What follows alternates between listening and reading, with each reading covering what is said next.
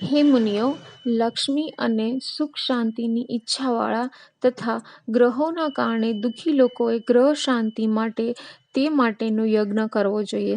વિદ્વાનો દ્વારા સૂર્ય, ચંદ્ર, મંગળ, બુધ, બૃહસ્પતિ, શુક્ર, શનિ, રાહુ અને કેતુ આ 9 ગ્રહો બતાવ્યા છે. આમની પૂજા માટે આમની મૂર્તિ ક્રમશઃ તાંબુ, સ્ફટિક, લાલ ચંદન, સુવર્ણ, ચાંદી, લોઢું, સીસું તથા કાંસાની બનાવવી જોઈએ.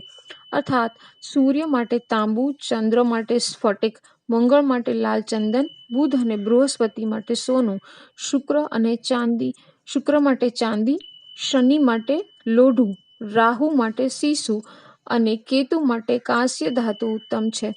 સૂર્યનો વર્ણ લાલ, ચંદ્રમાનો સફેદ, મંગળનો લાલ, બુધ અને બૃહસ્પતિનો પીળો, શુક્રનો શ્વેત, શનિ અને રાહુ કેતુનો કાળો વર્ણ હોય છે. આ જ વર્ણના તેમના દ્રવ્યો પણ હોય છે. એક બાજટ પર વસ્ત્ર પાથરીને ગ્રહ વર્ણ પ્રમાણે જણાવેલ દ્રવ્યો દ્વારા વિધિપૂર્વક એમની સ્થાપના તથા પૂજા હોમ હવન કરવા. તેમને સુવર્ણ વસ્ત્ર તથા ફળ સમર્પિત કરવા તથા તેમની માટે ગંધ, બલિ, ધૂપ, ગુગળ પણ આપવા જોઈએ.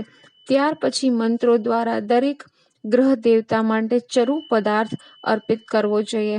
ત્યાર પછી યથાક્રમ ઓમ આ કૃષ્ણેય રજસા મંત્ર દ્વારા સૂર્ય, ઓમ ઇમં દેવા, ઓમ ઇમં દેવા મંત્રથી ચંદ્ર અને ઓમ અગ્નિ મૂર્ધાદિવઃ કુકુત, ઓમ અગ્નિ મૂર્ધાદિવઃ કકુત મંત્ર દ્વારા મંગળ, ઓમ ઉદબુધસ્વઃ, ઓમ બુધયસ્વ મંત્રથી બુધ, ઓમ બૃહસ્પતે,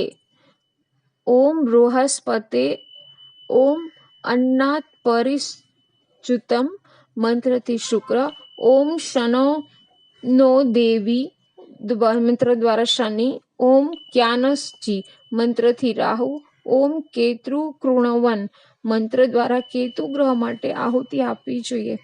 આ ગ્રહો માટે આ ક્રમે મંદાર, પલાશ, ખેર, અપામાર્ગ એટલે અંધેડો, પીપળો, ઉમરડો, શમી, દુર્વા અને દર્ભની સમિધિઓ વિહિત છે.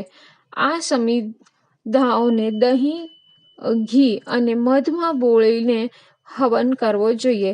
ત્યારબાદ ક્રમાનુસાર ઉપરના મંત્રો દ્વારા પદાર્થોની આહુતિ આપવી. જેમ કે સૂર્ય માટે ગોળ, ચંદ્ર માટે ભાત, મંગળ માટે પાયસ, બુધ માટે સાઠી, ડાંગરની ખીર, બૃહસ્પતિ માટે દહીં, શુક્ર માટે ઘી, શનિ માટે પૌંહા, રાહુ માટે ફળનો ગર્ભ અને કેતુ માટે અનેક વર્ણના રાંધેલા અન્નની આહુતિ આપવી જોઈએ. બ્રાહ્મણે આ જ ક્રમમાં દરેક ગ્રહ માટે અન્ન પણ દાન રૂપે આપવું જોઈએ. ત્યાર પછી દરેક ગ્રહના નિમિત્તે યથાક્રમ ગાય, શંખ, બળદ, સોનું, વસ્ત્ર, ઘોડો, કાળી ગાય, શસ્ત્ર વગેરેની દક્ષિણા આપવી જોઈએ. આ પ્રમાણે હંમેશા ગ્રહોની પૂજા કરવાથી મનુષ્યને રાજ્યાદિ ફળ પ્રાપ્ત થાય છે.